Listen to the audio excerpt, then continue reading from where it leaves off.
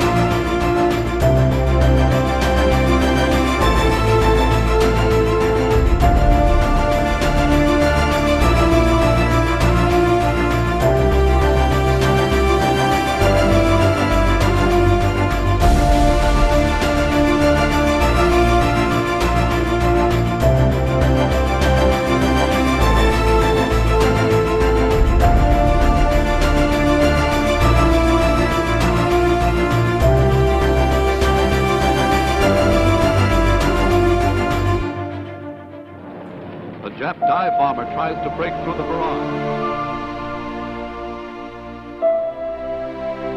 The sky is spotted with bursting shells from massed anti-aircraft guns as they knock down the attacking plane. A direct hit and a flaming end for another Nipponese airman.